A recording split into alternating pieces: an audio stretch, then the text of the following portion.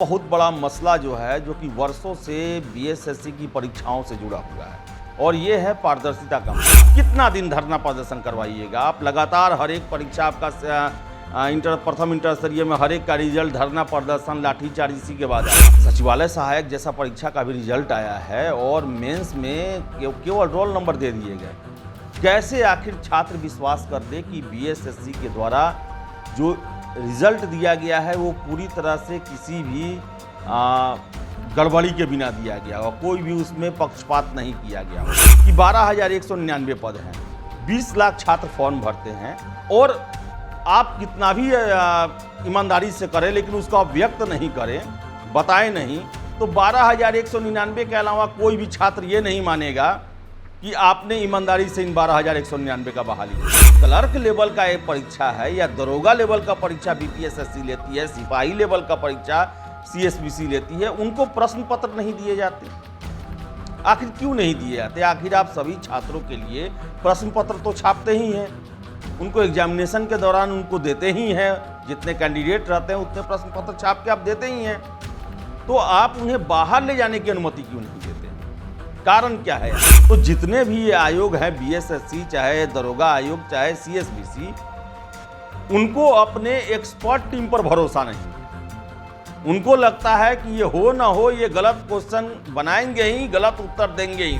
ज़्यादा बहाली देने में ये नहीं है कि आप इतना बहाली कर रहे हैं, कितने योग्य कैंडिडेट को आप बहाल कर रहे हैं और कितना न्यायपूर्वक आप बहाली कर रहे हैं, ये ज़्यादा इंपॉर्टेंट है। नमस्कार, आप देख रहे हैं द बिहार टॉप, मैं हूं आदेशपुरी। बीएसएससी के द्वारा द्वितीय इंटर स्तरीय परीक्षा का फॉर्म कल से फिलअप हो रहा है और आपको बता दें कि 11 नवंबर तक फॉर्म फिलअप किए जाएंगे। कल एक नोटिस जारी किया गया बीएसएससी के द्वारा और काफ़ी ये सुखद नोटिस है कि द्वितीय इंटर स्तरीय में 1101 सीटों का इजाफा किया गया है, सीट यानी बढ़ाया गया है और अब जो है कुल सीटों की संख्या 12,199 हो गई है। आप देख सकते हैं नोटिस जो आया हुआ है उसमें ये दिया हुआ है 1101 सीट जो है वो एक्स्ट्रा कल लाया हुआ है जिसको इसमें जोड़ दिया गया है। तो अब 12,199 पदों के लिए ये परीक्षा आयोजित की जाएगी। आपको बता दें कि परीक्षा को लेकर जो है वो तरह तरह की बातें चल रही हैं। समाचार पत्रों में आया कि नवंबर तक इसके फॉर्म फिलअप होंगे, दिसंबर में इसका परीक्षा हो जाएगा, जनवरी फरवरी तक पीटी का रिजल्ट होगा, मार्च में मेंस हो जाएगा और अप्रैल में फाइनल रिजल्ट देके इस परीक्षा को समाप्त कर दिया जाएगा। लेकिन आपको बता दें कि जो ये परीक्षा हो रही है इसमें कैंडिडेट्स की संख्या काफ़ी ज़्यादा होगी। अनुमान लोग लगा रहे हैं कि 20 लाख के आसपास इसमें फॉर्म फिलअप होगा। ऐसे में हो सकता है कि परीक्षा कई फेज में लिया जाए और जनवरी फरवरी तक तो संभावना है कि अगर 20 लाख के आसपास कैंडिडेट होंगे तो जनवरी फरवरी तक इसका परीक्षा पीटी का ले लिया जाएगा। सबसे बड़ा प्रश्न इसमें यही है कि क्या ये प्रथम इंटर स्तरीय की तरह ही पंचवर्षीय योजना बनेगा।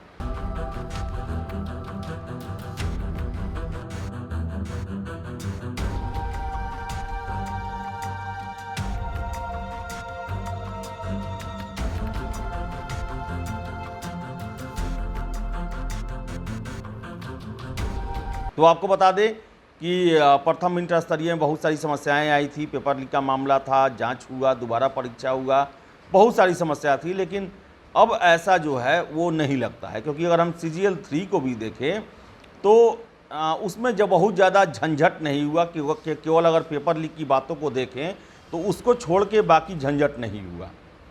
लेकिन इसके साथ साथ बता दें आपको हम कि एक और बहुत बड़ा मसला जो है जो कि वर्षों से बीएसएससी की परीक्षाओं से जुड़ा हुआ है और ये है पारदर्शिता का मुद्दा। आपको बता दें कि शिक्षक की बहाली चल रही है बिहार में, बीपीएससी के द्वारा लिया जा रहा है, सारा चीज़ छात्रों को अवेलेबल कराया जा रहा है, क्वेश्चन पेपर, आंसर की, उस पर आपत्ति मांगा जा रहा है, आपका OMR शीट जो है वो ऑनलाइन डाल दिया जा रहा है कि आप उससे देख के आंसर की से अपना आंसर मिला सकते हैं, RTI का जवाब दिया जा रहा है। लेकिन आखिर बीएसएससी में ऐसा क्यों नहीं किया जा रहा है? सचिवालय सहायक जैसा परीक्षा का भी रिजल्ट आया है और मेंस में केवल रोल नंबर दे दिए गए। कैसे आखिर छात्र विश्वास कर दे कि बीएसएससी के द्वारा जो रिजल्ट दिया गया है वो पूरी तरह से किसी भी गड़बड़ी के बिना दिया गया होगा, कोई भी उसमें पक्षपात नहीं किया गया होगा। क्योंकि अगर हम बात करें तो यही बीएसएससी है जिसमें बहुत बड़ा बड़ा कांड हुआ है। इकोनॉमिक ऑफेंस यूनिट ने कितने मामलों में केस दर्ज कर रखा है, स्ट्रांग रूम में छेड़छाड़ की भी बातें आई हैं, उसको लेकर भी केस दर्ज हुआ है। तो आखिर कैसे ये विश्वास हो जाए कि बीएसएससी जो रोल नंबर दे रही है वो योग्य कैंडिडेट है, और छात्रों का जो प्रश्न उठाना जो है वो वाजिब भी है।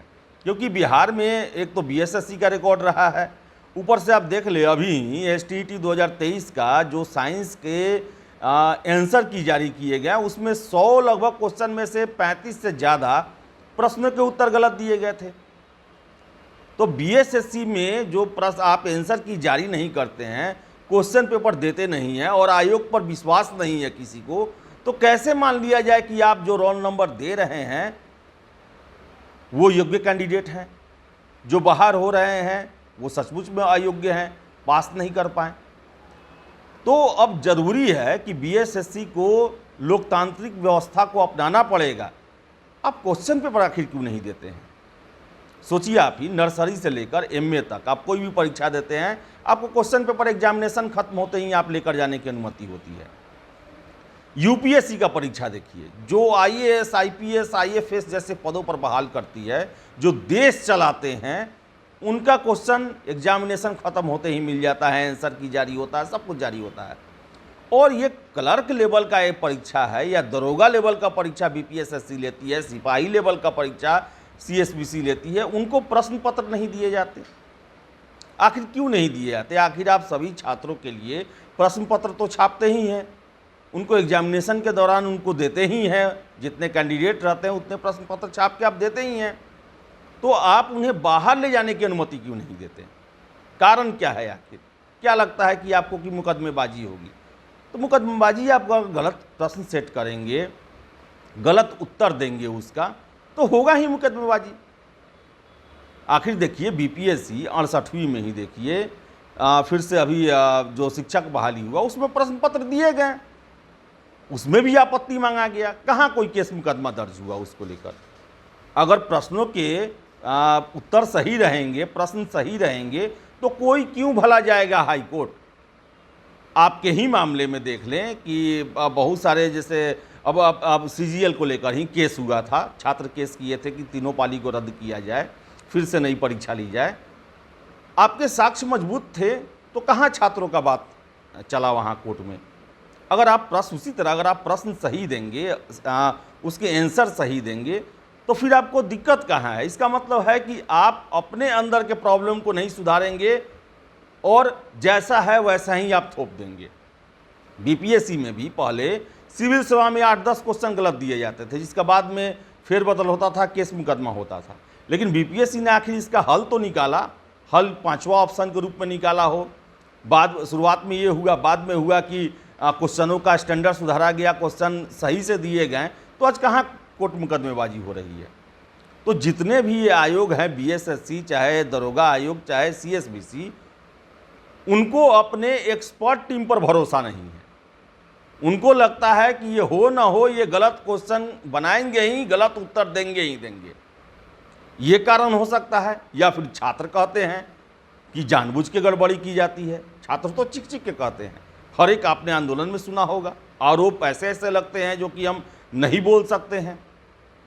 तो इन सब को चुप कराने का समय यही है कि आप जो बीपीएससी जैसे अपनाती है परीक्षा में, क्वेश्चन पेपर देना, आंसर की देना, आरटीआई का जवाब देना, आपत्ति लेना, प्राप्तांक बताना, कट ऑफ बताना, अब कर दीजिए शुरू। ये तो हर एक परीक्षा का आधार स्तंभ होता है कि हर एक छात्र को ये पता होना चाहिए कि कितना नंबर पर सिलेक्शन हुआ, मुझे कितना अंक प्राप्त हुआ, मेरे प्रश्न जो मैंने प्रश्न सॉल्व किए उसका उत्तर क्या दिया गया। ये तो हर एक छात्र का एक अधिकार है ये जानना, और आयोग का दायित्व है कि इन सब चीज़ों को लेकर क्लियर करना। तो बीएसएससी के द्वारा ये न सीजीएल 3 में किया गया, ना आप पीटी के प्रश्न पत्र दिए, न आंसर की जारी किए, ना आप मेंस के प्रश्न पत्र दिए, न आंसर की जारी किए, ना आप प्राप्तांक बताएं।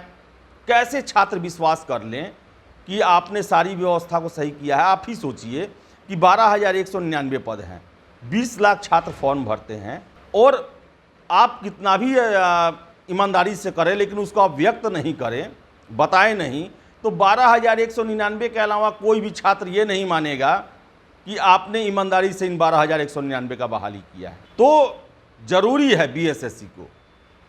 आप ही सोचिए कि आज के ज़माने में जब इतना सब कुछ पारदर्शी किया जा रहा है, सरकारें हर एक चीज़ अपना पारदर्शी कर रही हैं, तो ये भर्ती इकाई जिस पर इतने आरोप लगते हैं उनके द्वारा ऐसा काम किया जाता है कि क्वेश्चन पेपर नहीं दिया जा रहा है, आंसर की नहीं दिया जा रहा है, OMR कार्बन कॉपी अगर रंगवाया जाता है तो वो नहीं दिया जाता है। तो यानी कि आप जो है OMR रंगवाते हैं, अपने पास रख लेते हैं, यानी कि कोर्ट में कहने के लिए रहेगा कि हमने दिया है। तो आरोप लगते हैं, तो अगर आरोप को अगर नहीं लगने देखना चाहते हैं आप, तो उसके लिए ये कार्य करने ही पड़ेंगे आपको, नहीं तो हमेशा धरना, प्रदर्शन, विरोध ये चलते रहेगा। गुजारिश है आयोग से कि द्वितीय इंटर स्तरीय परीक्षा हो रही है और CGL परीक्षा हो रही है, इसमें आप कम से कम जिस तरह स्टेट में था कि क्वेश्चन पेपर और आंसर की दोनों जारी किया गया, आप भी जारी करें। छात्रों में ये मांग उठ रही है, जो छात्र फेल किए हैं, जिनका लिस्ट में नाम नहीं है, उनका ये आरोप लग रहा है आप पर कि गड़बड़ी किया गया है, पैसा लिया गया है, मनमानी किया गया है, भ्रष्टाचार हुआ है, सेटिंग हुआ है, ये सब चीज़ का आरोप लग रहा है। और कल को इस पर फिर केस ना हो जाए और धरना प्रदर्शन ना हो जाए और फिर आप कहेंगे कि ये जो है छात्रों को बरगलाया जा रहा है, इनकी मांग अनैतिक है, ये है वो है, प्रदर्शन का ये तरीका नहीं है, तो उससे अच्छा है कि आप इससे पहले दे दें। कितना दिन धरना प्रदर्शन करवाइएगा आप? लगातार हर एक परीक्षा आपका प्रथम इंटर स्तरीय में हर एक का रिजल्ट धरना प्रदर्शन, लाठीचार्ज इसी के बाद आया। गुजारिश है आयोग से कि कम से कम आप BPSC की तरह व्यवस्था रखें।